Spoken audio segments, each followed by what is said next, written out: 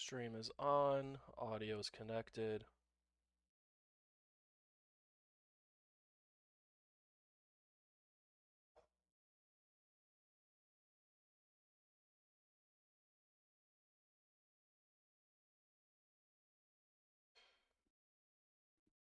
Alright, it's looking good. My mic gate is working today, which is always nice.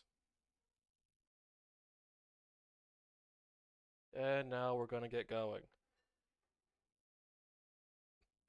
We'll be looking at the last games of March in 1996 for the PS1, starting with Wing Commander 3, Heart of the Tiger.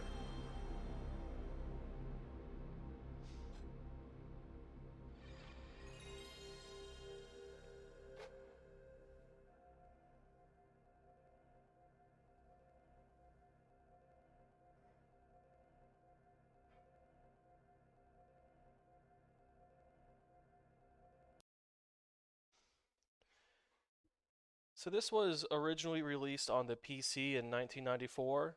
It's obviously the third entry in the Wing Commander series. Let's not load a game just yet.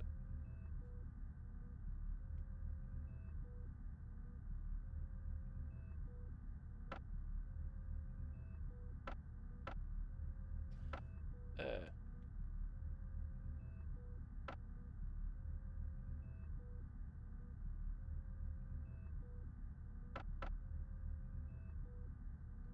or maybe it won't let me do anything. Hold on.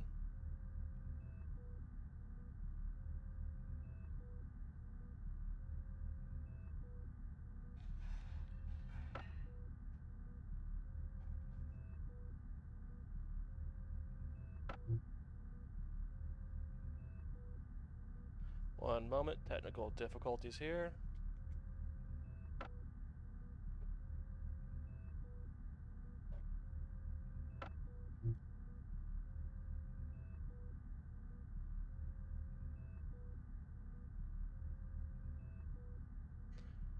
So the biggest thing about Wing Commander 3 is the let's say difficult control scheme, the demanding control scheme, you could say.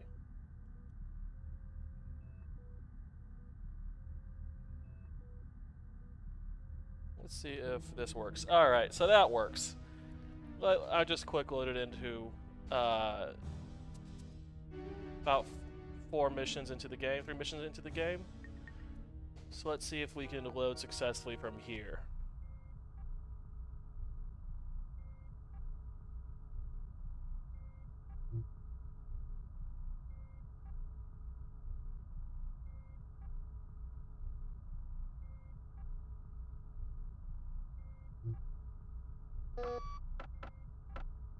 Here we go, so that works.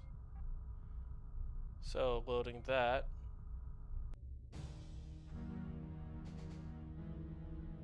So this is, I wanted to show the beginning of this game. Hold on. Let's try that. There's a whole big setup. You know, this is a space opera type of story. There's the Human Confederation, who are going around fighting these big cat people in space, the Kilrathi Empire, which is a very dumb name for anything.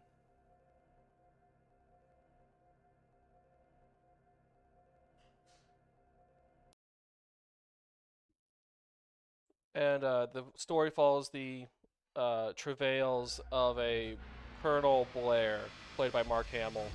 You know, there's F&B cutscenes, there's recognizable actors, a whole lot of F&B. This is actually a 4-disc game that we're looking at, which is the first on the PlayStation.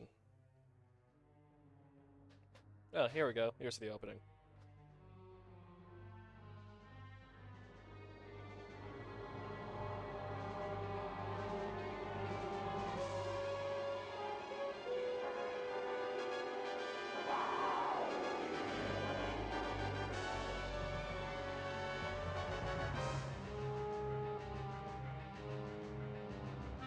This is also the first Wing Commander game to make it to consoles intact. Wing Commander had been on consoles before on the SNES and 3DO with Super Wing Commander, which is kind of its own thing, a bit. But Wing Commanders 1 and 2, PC only. So this is the widest release of all of these. Also the first one to use the full FMV. They kind of inched their way there in Wing Commanders 1 and 2. So this is by far the biggest swing Origin has taken with this series at this point. But that's circa 1994. We're currently in 1996. So this is a little bit of old news at this point.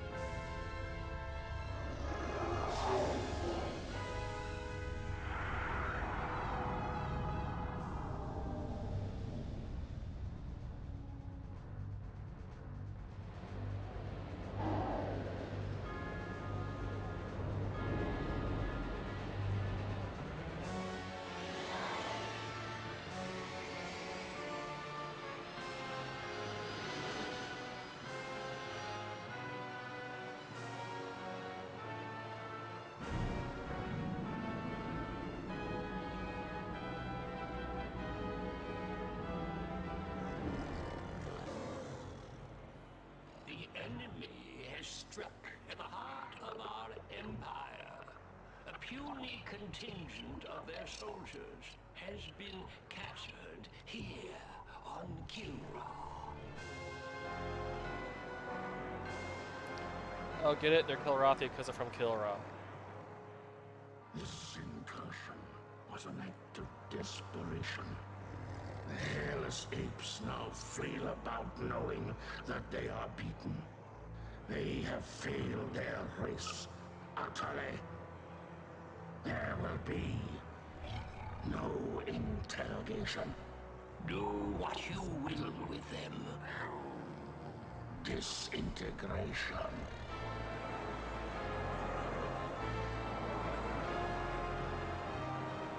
Silence. My brethren, they are not warriors, but maggots.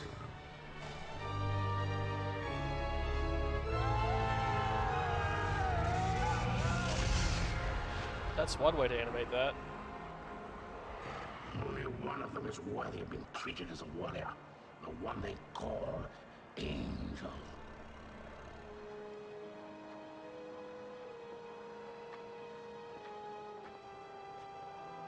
Still defiant, dare not terror. If we were to offer coexistence with your kind, would you not accept it?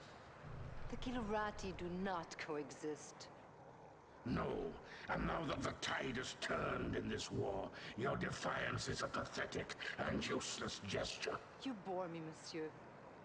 Disintegrate me so I might join my comrades. Disintegration is not for you. Your fate will be different.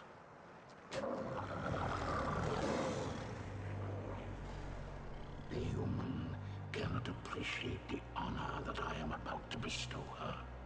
She is not only a great warrior, but her lair mate is the heart of the tiger. That's some weird reasoning right there.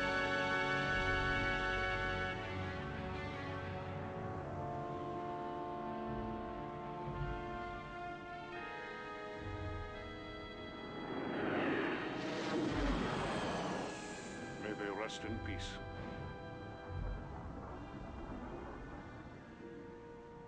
Peace? Have we ever known anything like that, Paladin? Not for a long time, laddie. First the tiger's claw, now this. Enough. You are not to blame for either. Some would disagree. This is Colonel Christopher Blair. Report to Admiral Tallwin. The wreckage of the Concordia has been located on Vespus off the Mistral coast. Evaluation. Total loss. You can't live your life for the approval of one man.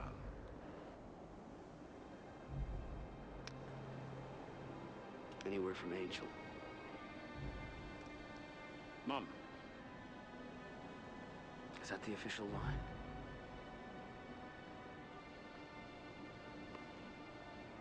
I know how much she means to you, laddie.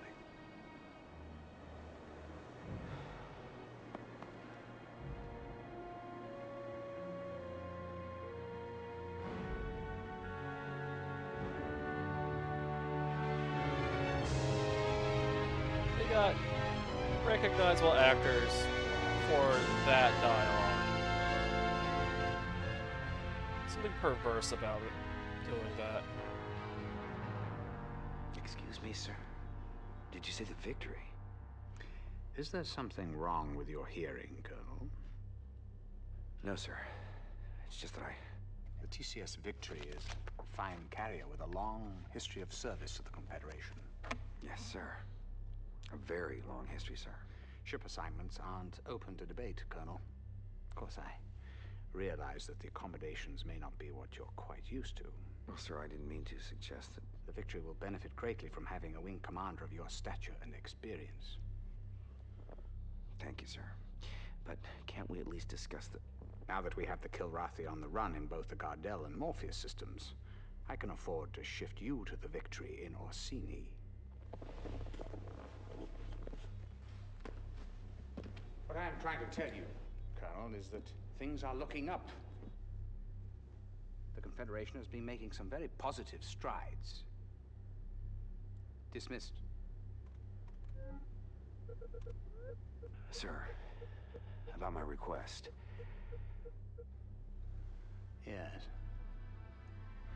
It came as a bit of a surprise to me. As you know, Colonel Devereaux's status is on a need-to-know basis. Your shuttle is waiting. Yes, sir.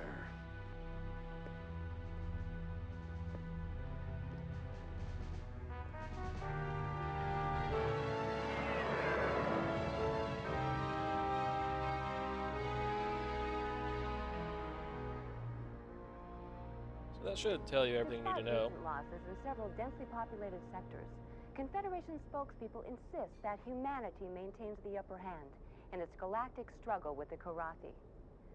However, our sources document a consistent underreporting of Kilrathi incursions, as well as civilian and industrial losses. There are even reports of Confed plans for a doomsday evacuation of Earth, replanting the seeds of humanity in a distant galaxy. The question is, who would go? Who would be left behind? And most importantly, who is making these decisions?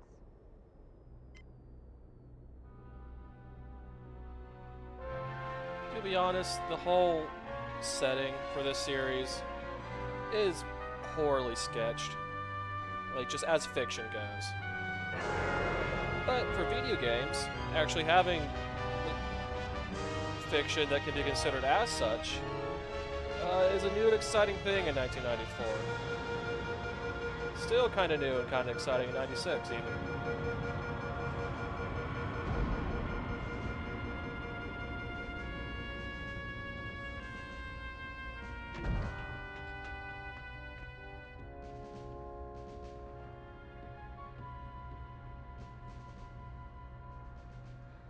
Welcome to the TCS Victory, Colonel. Thank you, Captain. Better known as Tin Can Sally.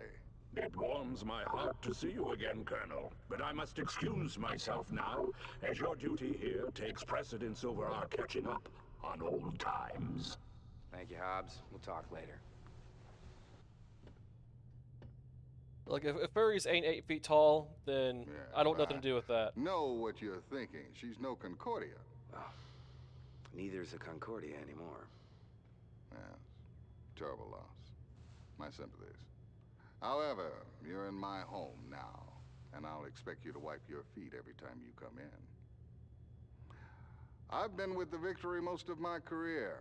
I was communications officer during a maiden voyage. Well, sir, I'll admit I wasn't looking forward to the assignment, but now that I see you have a pilot as fine as Ralganar Hollis on your crew... Hobbs. Yes, he's my second in command. He's not flying? At his request. I know all about his exploits with you, Colonel, but here no one will fly with a Karathi on his wing. What about his exemplary record? That must stand for something. It was his request. Captain Eisen, I'm not going to tell you how to run your ship, but I am going to insist that Hobbs is reinstated to the flight roster immediately.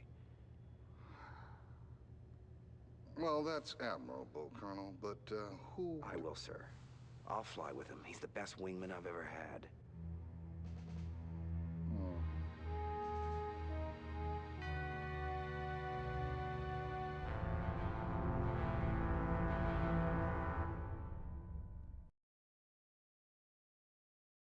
So, this game has two main sections in it.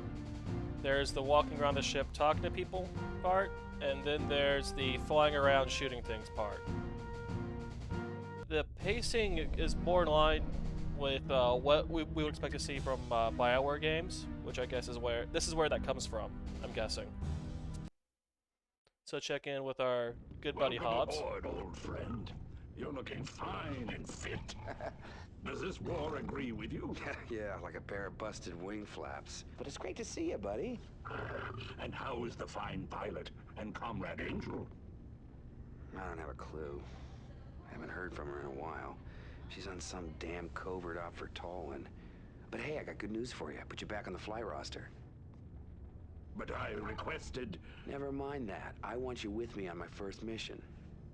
Well, there are many brave and noble pilots here. Yeah. But when my life's on the line, I want a wingman I can trust. I shall try not to disappoint you, old friend.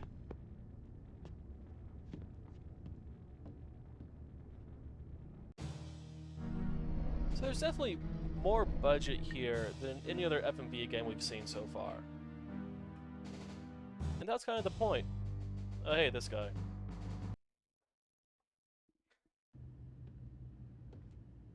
Lieutenant Rollins, comm exec, welcome aboard. You get the pep talk from the captain yet? Something like that. Well, the good news is it won't take too long to shower off the bullshit around here. Captain Eisen seems to believe in his ship and his crew. And that kind of attitude's good for morale. Yeah, well, you haven't been monitoring transmissions like I have. If you did, you'd jump sector in a nano. Play along with him. So, we get This guy's a loon. these dialogue options every now and then. You get two Play along. choices. This guy's a loon. Play along. So what should we do? Play along with him. You know what? Friends in the low places, you know? Are you saying Command's hiding something from us? Well, I can't say for sure, Colonel. But if you want the straight dope around here, you check in with Radio Rollins. Might even save your life.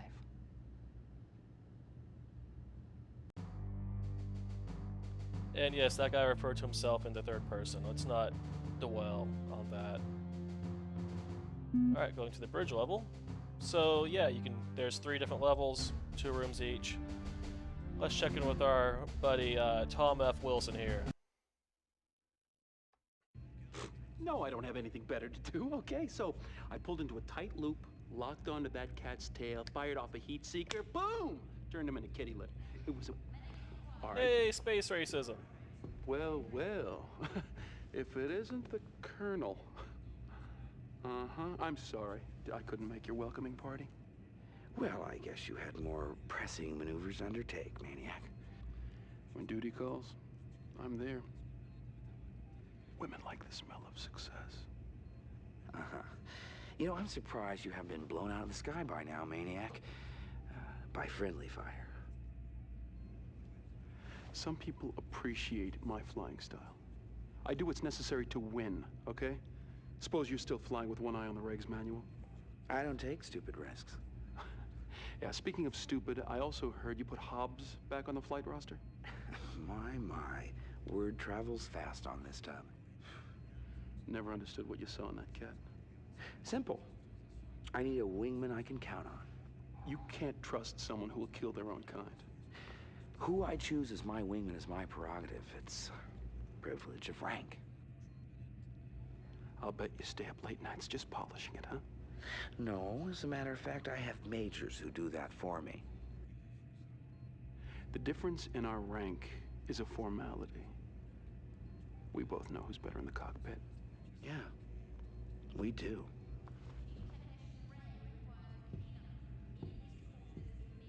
Let me tell you that story again.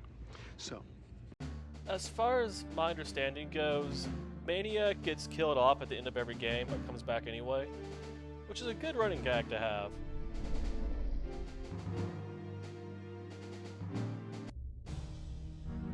Let's talk to this person.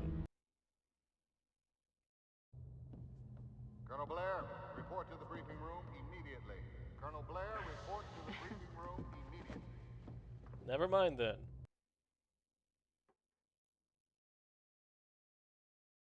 Colonel Blair, report to the briefing room. Colonel Blair, report to the briefing room.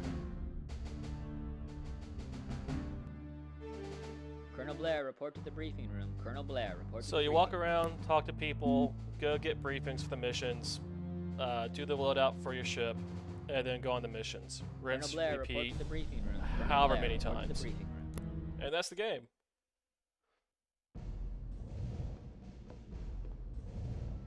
Ah, come in, Colonel. Time to put that reputation of yours to the test. Confed intelligence tells us that the Karathi presence is growing here in the Orsini system. You and your wingman are to fly routine patrol of these 3 zones, sweep the area of any hostiles you may encounter. Understood? Completely, sir.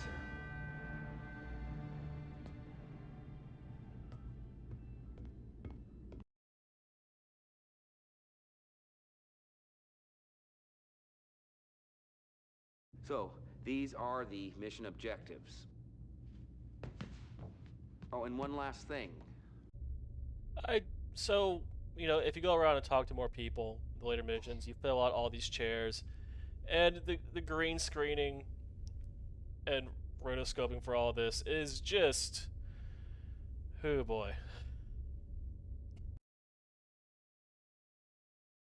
Hobbs, you're on my wing for this one. Dismissed, and good luck.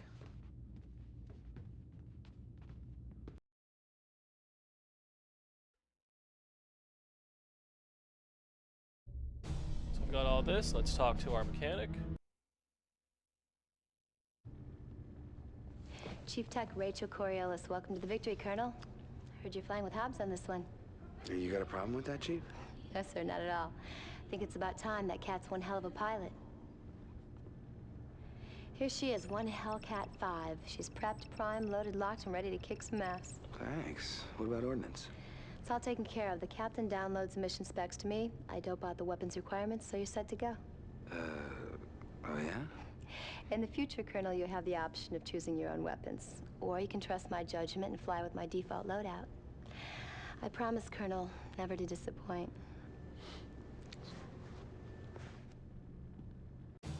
So I'm going to reuse the joke. If you recognize that actress, make sure you use your CPAP machine tonight.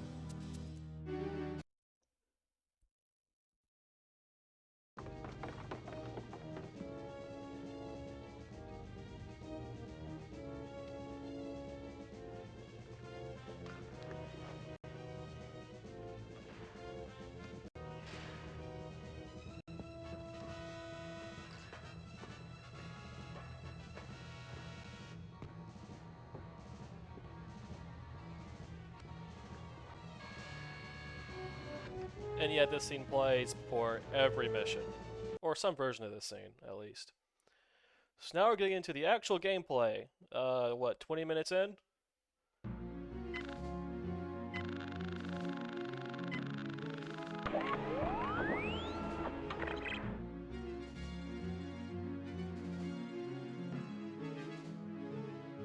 So with all these high-end, mid-90s production values, what's the game like? It's this. So, if there's anything to take away from this game other than Mark Hamill and cat people, it's the control scheme. I don't have a camera on my hands right now, but there are too many inputs for what you're doing. Alright, so let's just start from the basics. Triangle is accelerate. cross is decelerate. Circle is fire main weapon. The square button is to fire the missiles. If you want to bank, you use the L2 R2 to do that. If you want to use a booster, you do L2 plus R2, like that. If you want to mess with the little screen in the lower left-hand corner, you press the select button and the D-pad to switch between screens and to navigate within the screens. If you want to select something in one of these screens, you do select plus L1. So let's get Hobbs' status. What's your status? I'm happy to report that I've suffered no damage. I would hope not. If we want to fast travel to our waypoints, you know, which is about 10 minutes away at this current speed, we press L1, L2, R1, R2 at the same time to do this.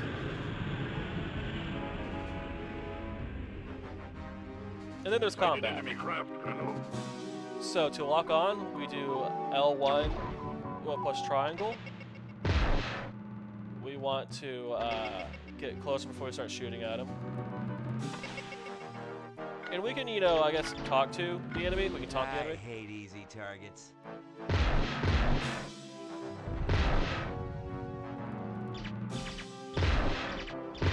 Oh, we can also... Break and attack.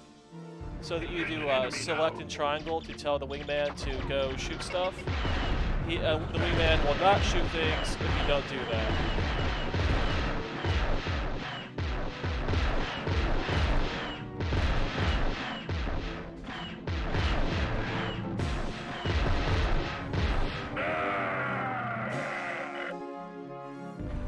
Dispatched enemy fighter. Alright, and that's combat. You can also, let me try to remember here. You can do L1 plus square to select which missiles you want to use, so you can have different types of missiles on different hard points.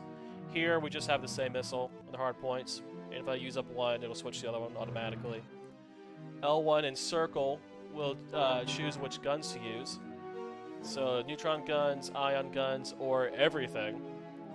Firing the guns depletes the little red to yellow bar on the right side of the radar. And that recharges on its own, so it's kind of like a recharging ammo meter, a little bit. So this mission, we're just going to these 3 waypoints. If there's any bad guys, we shoot them, and that's it. This is this game's version of a tutorial. You know, we also transfer power between different systems, but we're taking our hand away from like the fire buttons and the navigation while doing that. So yeah, I don't know. And that's the shield monitor there. There's more control things that are very situational, such as if you want to eject, you know, if you take a lot of damage, you want to eject and not get a game over, you have to do L2 R2, L1 R1, select and start all at the same time. Which is very silly. I think I counted in the manual something like 38 different inputs for a PlayStation 1 controller, which has 14 buttons on it. So looking at like a 2.5 to 1 ratio here, this is a very difficult game to learn how to play.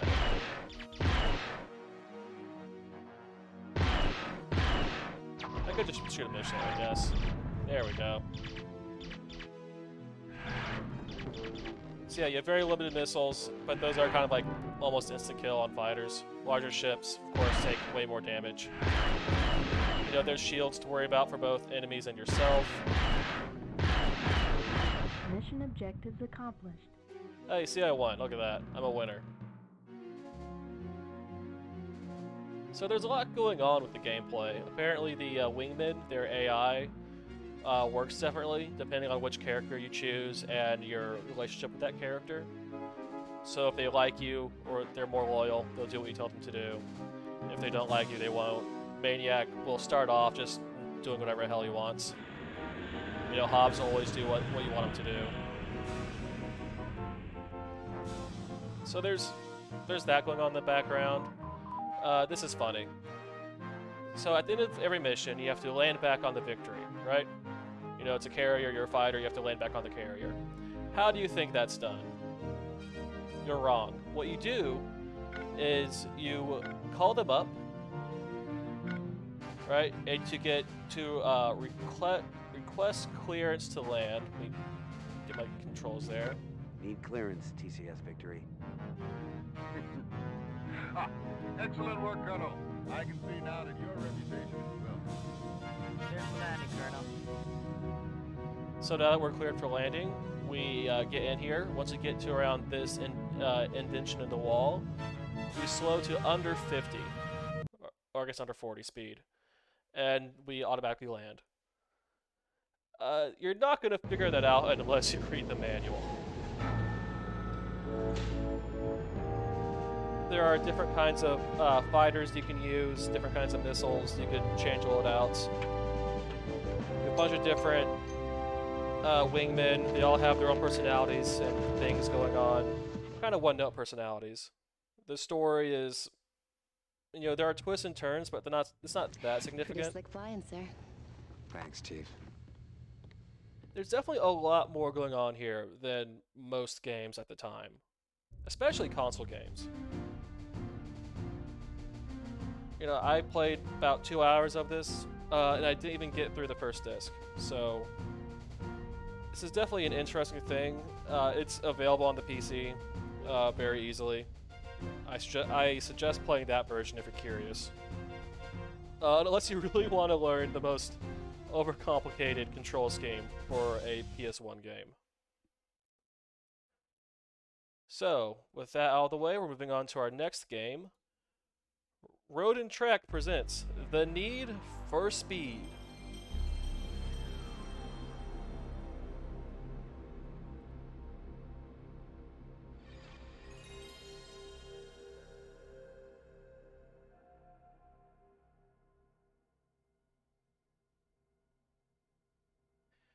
If you couldn't tell, this is the first entry in the Need for Speed franchise.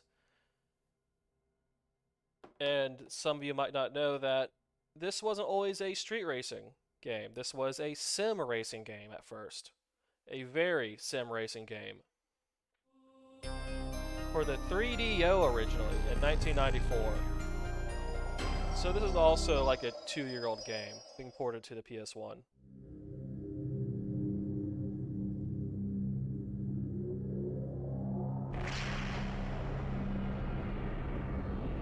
And that is a hell of a studio card.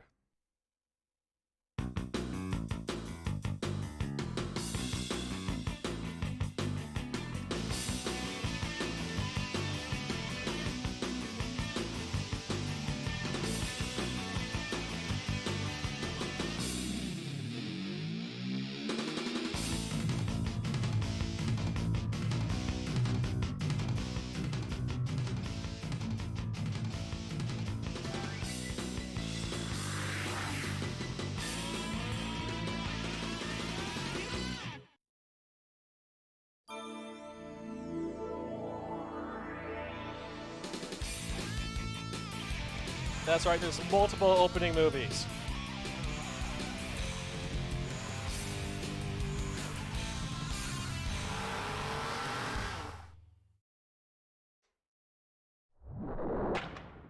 So before we go any further, I just want to really dwell on this title screen here. This might be the worst title screen I have yet seen for a game in this time period. I mean, just that font, like the way the background images, the images are edited together, the Road and Track font there, which has to be the way it is because of the magazine. It's like just the color scheme. It's terrible. It's really truly an awful title card. But the game itself, you know, you have 1 player, 2 player, so on and so forth. There are 8 cars, 6 tracks. let's start with the... How do I get into the car stuff? So this is half video game, half multimedia add-on for a issue of Road and Track. Let's start with a single race. Why not? Let's do the starting location. Again, there are 6 of these things. There are 3 circuits in increasing difficulty, 3 straight line courses. Let me adjust this audio. There we go. You know, you can do race type, you can do conditions here. So let's just do the default. And here are our cars. We got Diablo, Porsche 911, Corvette ZR1, a Ferrari 512 TR, Dodge Viper, Acura NSX, Mazda RX-7, Toyota Supra Turbo, and there you go. So, you know, you have your transmission types, but for each car, there is a car showcase,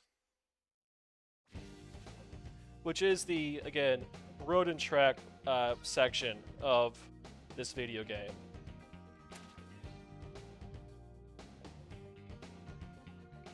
A direct descendant of the sharp-edged Countach that practically coined the term exotic, the Lamborghini Diablo retains the mid-mounted 4-cam V12, swing-up doors, and all the excitement of the original in a more rounded, smoothed-over form. Look closely and you'll see slightly larger engine air intakes and brake ducts that are the distinguishing marks of the VT, the all-wheel drive version of the Diablo. Never before has a Lamborghini put its power to the ground so efficiently.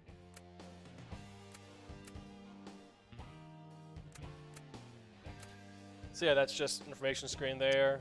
More information. With its all-wheel drive system... Oh, whoops.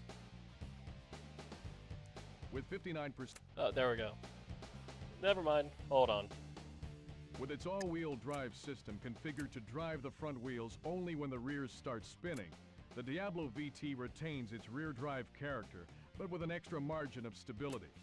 Although aggressive use of throttle can still bring the tail out, power oversteer is much milder than the standard Diablo, and power can be put down sooner.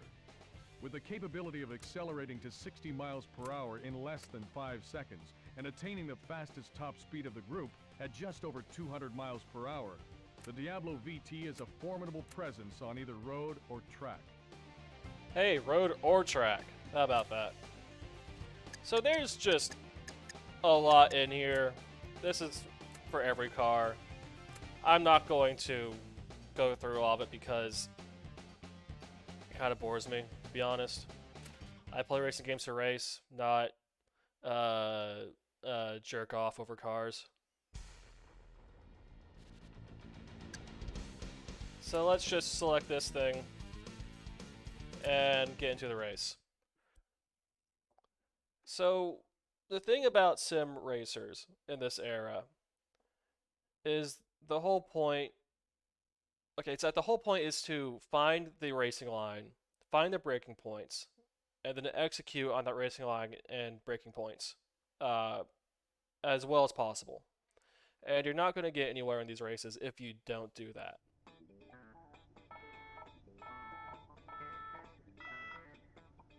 Sorry, I have to shift up before I go. Can we try that again? Let's try that again. Yeah. So you have to, even though it's automatic, you have to shift up at the very beginning of the race to go into first gear. I always forget that.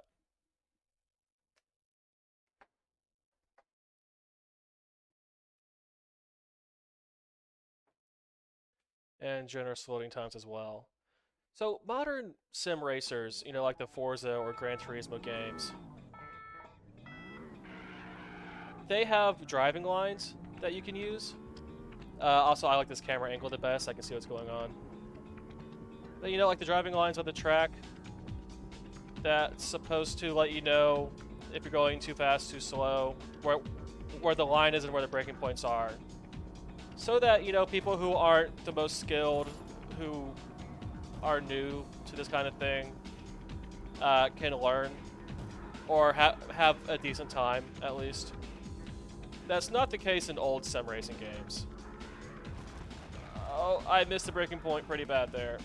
Okay. Yep. So because I don't have this track down tight, I'm never going to win this race. Okay, see, I turned too hard there. And so I fell a little bit behind the car in front of me.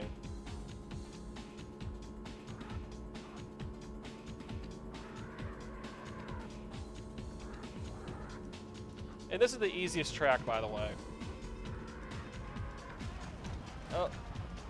Okay, yeah, so most modern racing games on anything but the highest difficulty won't punish you too hard for that. But this is 1994, originally. And only real grognards were playing sim racers back then. This wasn't for... like, Gran Turismo is still several years away. So no one figured out how to tutorialize race car driving. Oh, yep, I screwed that up again. I screwed that up again. So I'm terrible at this game, if you couldn't tell.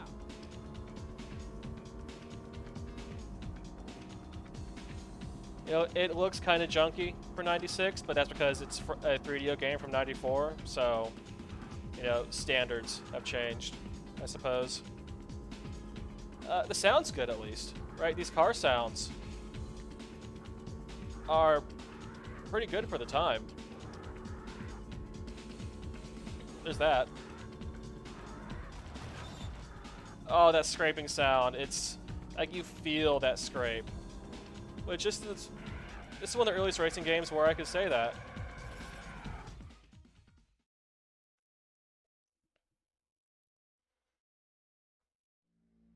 And that's how the races go. So I got like, what, 6th in that race? And that's still... Congratulations. You've got a top 10 time for this track. That's still good enough to get a top 10 time. Right? So if you want to win, you have to be, like, above perfect. Which is an odd design choice. But maybe that's to be expected from sim racing games that were on the PC at the time.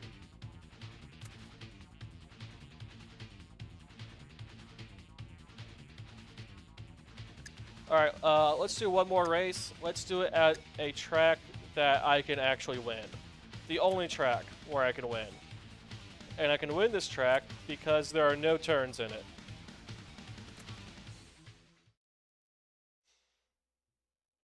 There are no difficulty options or anything, which even stuff like Ridge Racer, Daytona USA, like the arcade games from that era, had, you know, beginner, intermediate, and advanced courses. Or track layouts, in Ridge Racer's case. So people knew how to have, like, difficulty settings. This is just a conscious choice not to. And we'll do the cockpit view here, which, yeah, it's 2D, but this is as nice as cockpit views got in the mid-90s. You know, pre-Gran Turismo.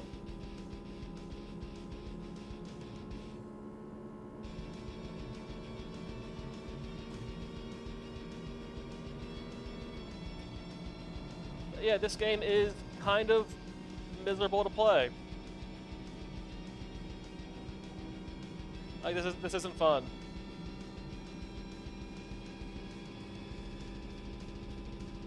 You know, none of the tracks are fun, none of the cars are particularly fun. The tournament mode doesn't seem to have much of a structure to it. You know, there's no, like, upgrade path or anything.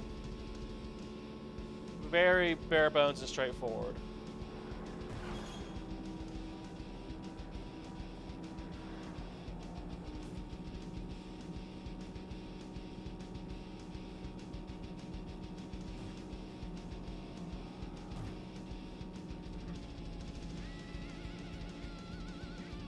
So I guess for EA, this would have been like a serious counterpoint to,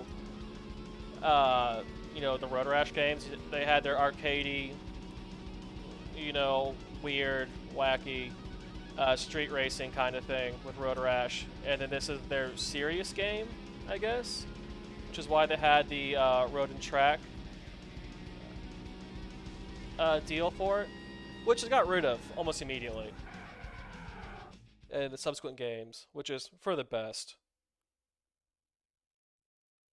But yeah, this is a weird relic of the multimedia era, which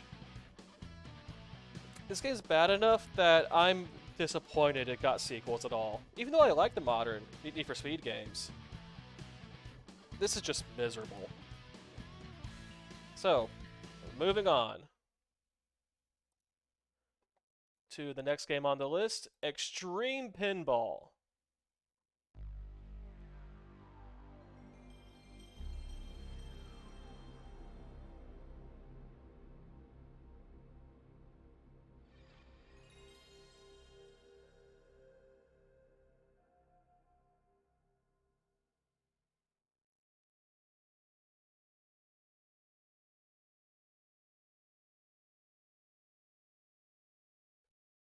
This is an odd one. It's a very early game from Epic Mega Games and Digital Extremes.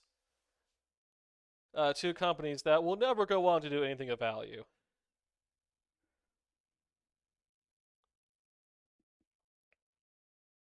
And in 1996, or I guess this was from 95 on the PC originally.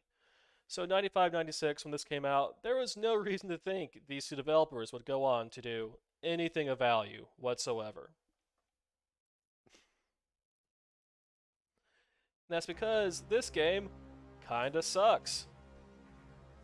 So, there are 4 tables: Rock Fantasy, Urban Chaos, Monkey Mayhem, and Medieval Knights. You can have multiplayer somehow. You can select the balls you have. You can see high scores. There are no high scores pre-programmed in here, which is a red flag for me in pinball games. You know, not much in the way of options. So let's just play Medieval Knights, why don't we? And this game has some fairly egregious loading times, all things considered. Not to mention the CG art here they have for the loading screen.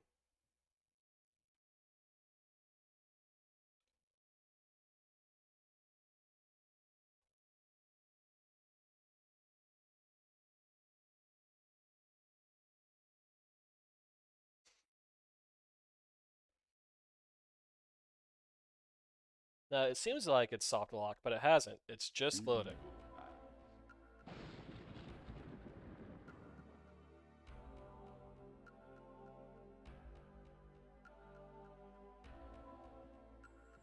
So there we go. Using the circle button to launch the ball. We use the D-pad for left flipper, face buttons for right flipper, and we play pinball. The only game like to compare this against, as far as like console pinball games in this generation go, would be what's it called again? Digital Pinball Glass Gladiators, or something like that, which was a pinball game released for the Sega Saturn in the fall of '95. I don't particularly like that game very much, but it is better than this. Like, these boards aren't particularly interesting. You know, the ball physics feel kind of weird. It just... yeah, it doesn't feel good. Which, pinball games from this era don't feel good in general. But even by those standards, it doesn't feel particularly good.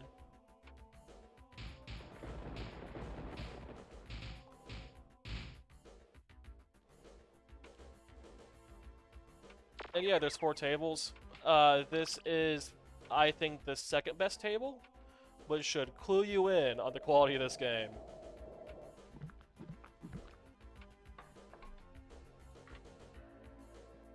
Also, I'm not that good at pinball, but whatever. Like, a good pinball game should, like, make me want to learn, you know? Right? And there is a little bit of, I guess, juice in this thing. Where there are some, like, ball effects, some special effects on the tables that seem physically implausible to do on a real board. Which, you know, should be what you use pinball games to do, right? You have this whole medium, you can do literally anything. So in your pinball game, why not have, you know, unrealistic things happen on the table? You know, the place where Last Gladiators went bad was in trying to create original, realistic tables for their game, which was very boring. Because if you're going to create realistic tables, why not just license real tables that are actually designed by people that know what they're doing, instead of creating your own bad tables? If you're going to create your own bad tables, you might as well do weird stuff with it. So that's the one thing this game has over Last Gladiators, but that's the only thing it has over Last Gladiators. I'm personally not a fan of this zoomed-in camera on the pinball table, because when the ball really gets going, flying around the board, it can fly past the flipper before I can react to it. So I guess I could just, I don't know, get good, get some fine motor control in my hands, or what have you. But still, you know, I'd like to have all the information in front of me. And for all of its other flaws, Last Gladiators does that, and this does not. Like, this is zoomed in like a GBA game.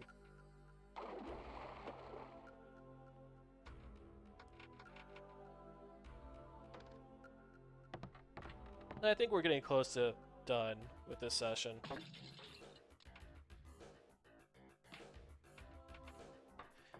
I guess for me it doesn't help that I have no respect for pinball as an art form to begin with.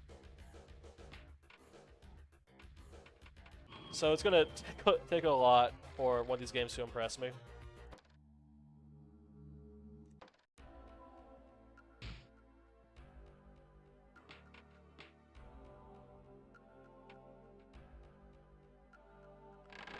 So I guess if you're a pinball sicko in the 90s and you have a PlayStation for some reason, you probably would have gotten this maybe, I don't know. So yeah, we're done. And that's it, game over. There's 4 tables. I don't know, man. It really seems like those guys at Epic are never going to achieve anything useful. They should just kind of pack it in and leave right now, if you ask me, in 1996. I mean, what? There's like this and Jazz Jackrabbit? Who cares? Alright, enough goofing around about that.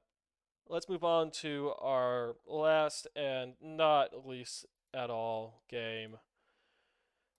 Resident Evil, the last game of March 1996 for the PS1. And the first truly big game for the PS1 of the year.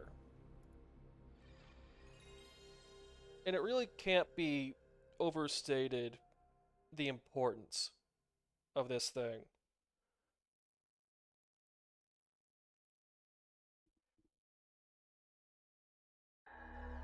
But let's watch the FMV first, because I really like the FMV intro for this thing.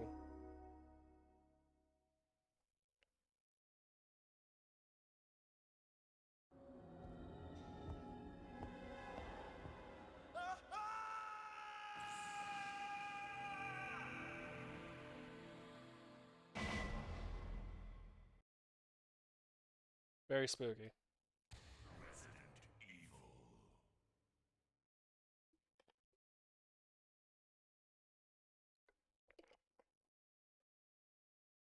So you have two characters, Chris and Jill.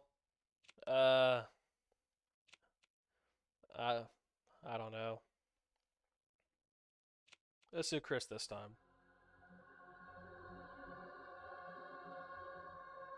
And their routes are a bit different, which is a nice thing to have, especially for like a one-disc PS1 game in '96.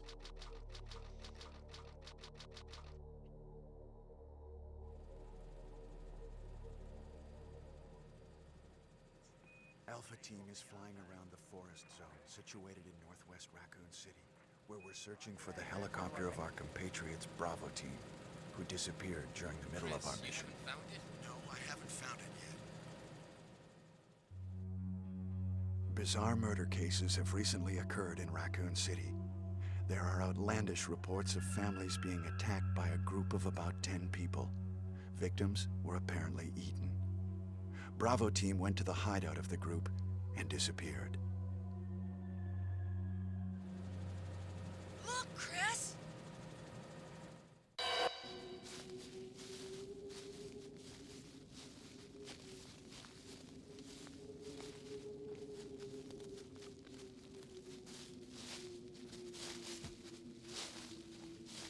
It was Bravo Team's helicopter. Nobody was in it. But strangely, most of the equipment was still there. However, we soon discovered why.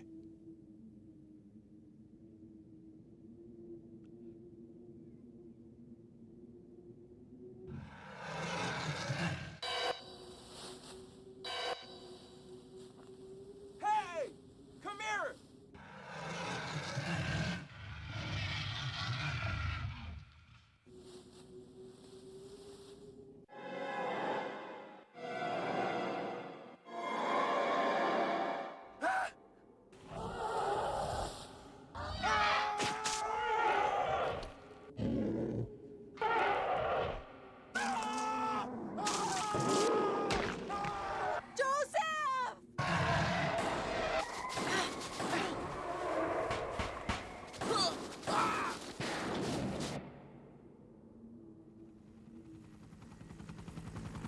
No! Don't go!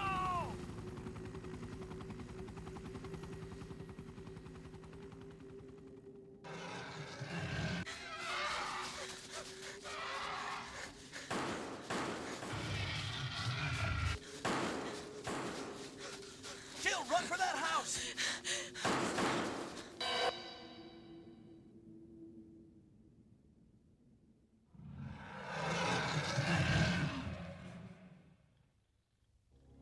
There are only 3 STARS members left now. Captain Wesker, Jill, and myself. We don't know where Barry is. Chris Redfield.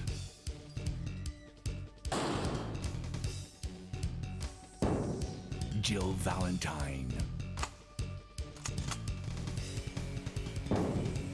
Barry Burton.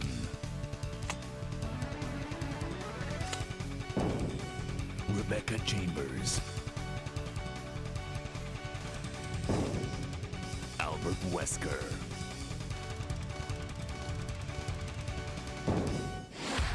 Resident Evil. So that's very fun. When people say they like old bad FMV, they don't actually, but they're saying they like this. Whatever that was supposed to be. I don't know what happened. Barry! Where's Barry? Well, I'm sorry, but he's probably... No. What is that? I'll go and check.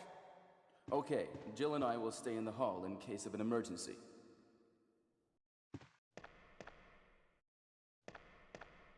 Chris? Take care.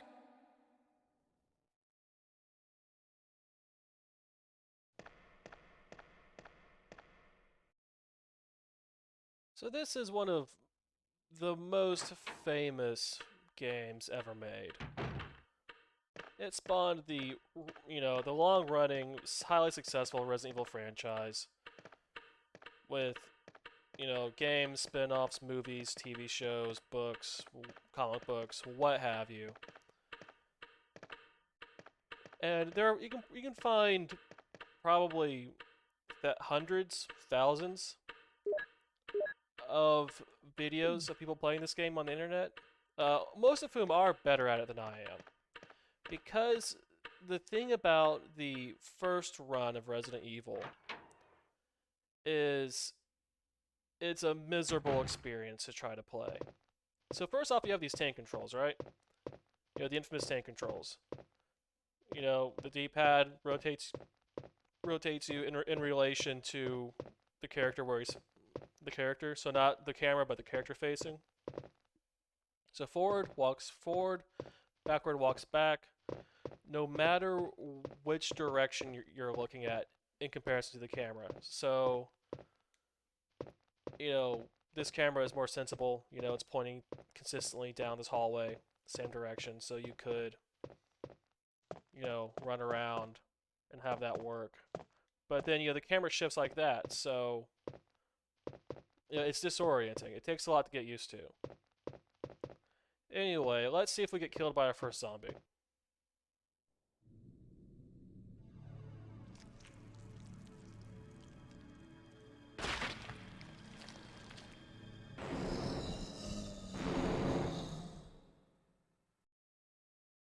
Alright, so this combat feels abysmal.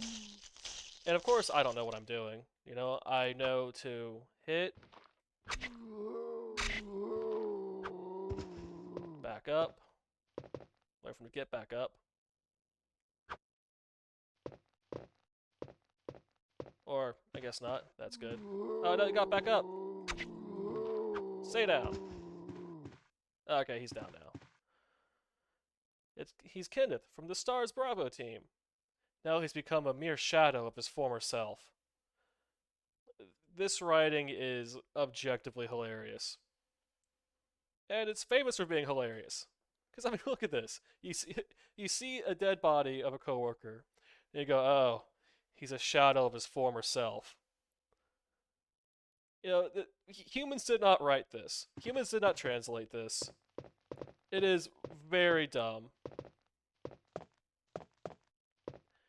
So between the dumb FMV, the atrocious voice acting, the bad writing, terrible translation, there's a lot of schlock to love here. But playing it is a chore. Even without the inventory system and the save system and all that, it still is obnoxious to try and play. Wesker? Jill?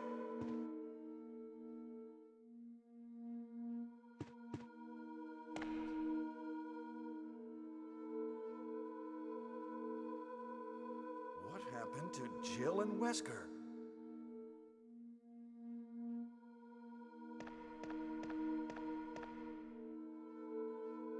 That's convenient, it's Jill's gun.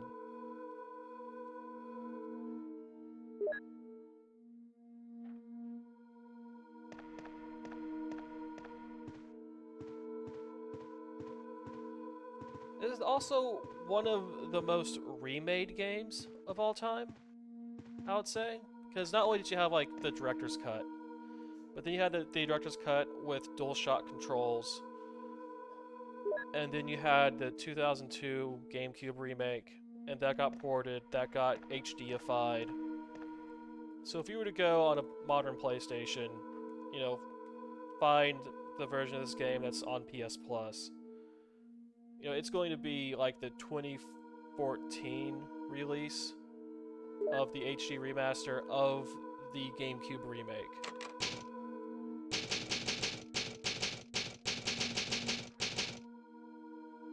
And that plays, I mean, it looks better, of course. It also plays a bit better than this as well. It's a bit nicer. It's a bit friendlier. it doesn't kill you quite as hard or as immediate as this. I mean, it's still miserable to play, but not as miserable to play.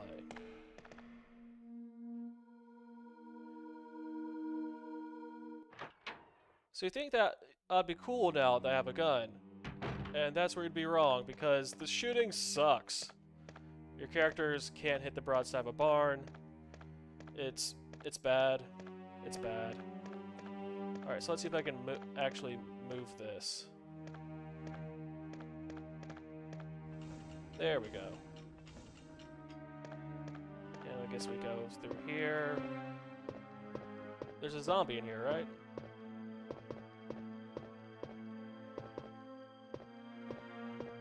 And I can't actually do anything about him until he grabs me. Is there a stomp? I don't think there's a stomp. It'd be nice if there was a stomp. Let's just walk this way by him. Check the shelf. Sure.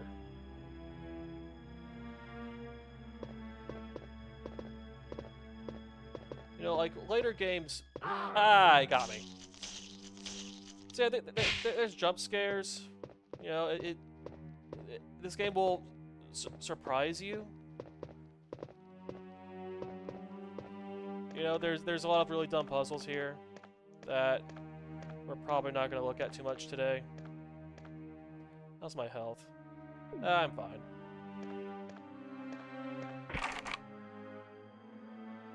It's a carving of a sword. So if you're playing as Jill, you could just unlock that door and keep going. But here we have to do something about a sword. So I never played this game growing up, or at any point really. I have very little to no experience with this franchise. Because, you know, these trade on inconveniencing the player as a form of horror, and I don't agree with that, like, philosophically. But I do respect what this game means for video games as a whole. You know, this is kind of the first 3D action game to figure it out, really. You know, Shinji Mikami and friends realized that if you did pre-rendered backgrounds with polygonal characters, you could do more with environments. Not gonna take that emblem right now. With less memory, or I guess with less processing. Still using much memory. You can have games look decent. You can put more music on there. You can have more voice acting, more stuff, bigger games, without breaking the bank or the CPU, or requiring, you know, like a dozen CDs. So this game is the point where that's figured out and executed on. And that's really significant. That's incredibly important. Left over here. So yeah, there are like hundreds of speedrunners of this game who can go through the route for these early puzzles. You know, show you some pro gamer moves and whatnot. But trying to play this casually, you know, just going in cold, it's not a great experience. Kind of a chore. But I guess the presentation, like the fact that there is an aesthetic here, right? There are jump scares here, which hard to do for video games. Well, hard to do well for video games at the time. You know, there's characters and, you know, storytelling and puzzles and action and a seemingly big open environment that you can wander around in like Metroid.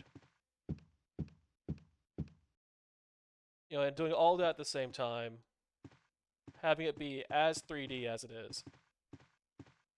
'Cause, I mean, I could, you know, pull up a map, right? I mean, it's not a good map, it's not a useful map, but hey, look at that.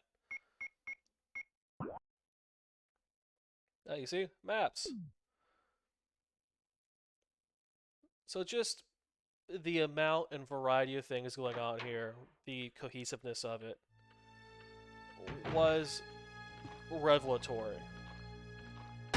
for video games.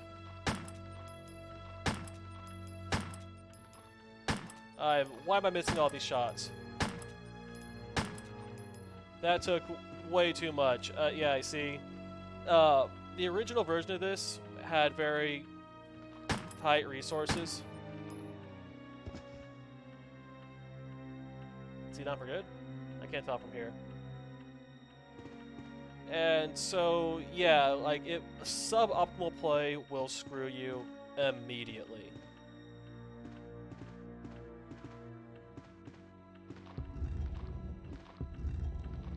Oh, that's a guy.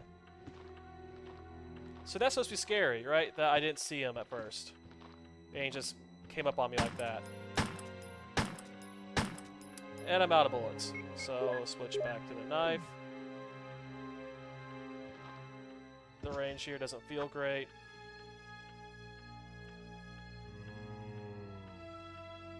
Hey, buddy. Yeah, I don't get a lot of hits in there. I should probably use this first aid spray.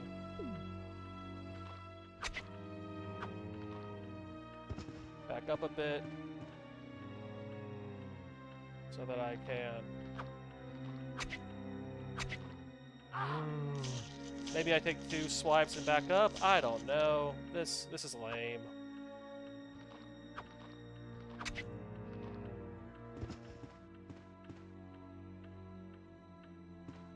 So yeah, out of bullets. The knife combat is abysmal. This is not enjoyable in any way at all. You know, these puzzles are, you know, very obscure. Right? The logic going on is there's some moon logic going on here, but you know, it'll tell you what you need basically. And it's all item puzzles, so it isn't like a deep adventure game.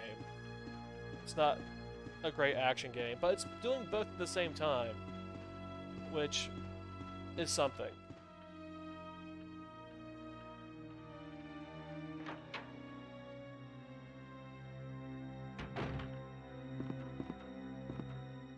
Because when you look at before Resident Evil and oh, that's a lot of guys. You know what? I'm good. You know, I don't have any bullets. I'm just gonna leave. So when you have, there's the world pre-Resident Evil and the world post-Resident Evil. Post-Resident Evil, any game of any budget and size is going to have pre-rendered 3D. It's going to try to figure out how to have, you know, combat and puzzles and storytelling at the same time.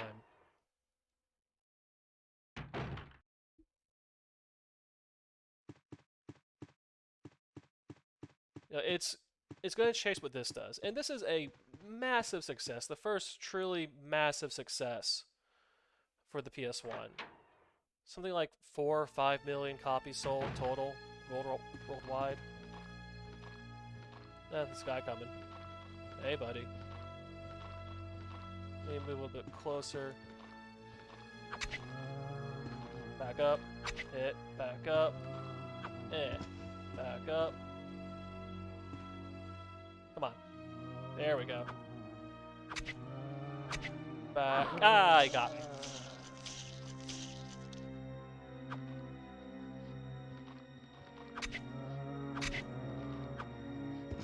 Back up a bit. It's getting back up. You see, I can't see the blood pool from here. And I guess it's a random timer. Back up.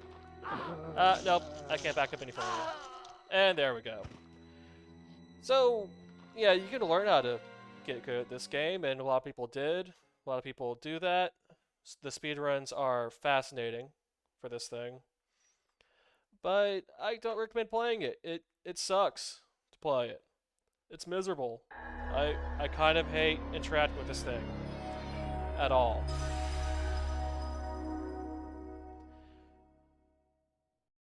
Which is par for the course for the very important PS1 games of this era. And that does it for March 1996. We're at the end of Q1 with this groundbreaking title. And before we move on further in the year for the PS1, we're going to wind the clock back and take a look at the Saturn games that came out during the same time period.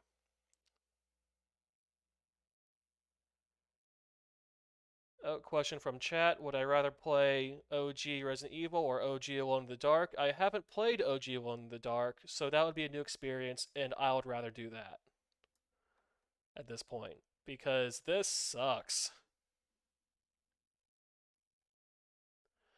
But I imagine after playing OG Alone in the Dark, I would rather, I don't know, step on a nail or something. Oh, here's a solution to that puzzle. Oh well. But anyway, we're gonna wash the taste of this funk out of our mouths by going over to the Sega Saturn in January of 1996 to look at the games Wing Arms, NFL Quarterback Club 96, Mortal Kombat 2, World Cup Golf Professional Edition, Darius Gaiden, and Hang On GP. It's kind of hilarious that Saturn got a port of Mortal Kombat 2 like 3 months after the PS1 got Mortal Kombat 3. There's something darkly hilarious about that. But regardless, that's the direction we're going to go in. The next time we come back to this, which will be in 2 weeks, I'm going to take a week off to, I guess, retool and get the Saturn playthroughs up and running. So until then, everyone, take care of yourselves.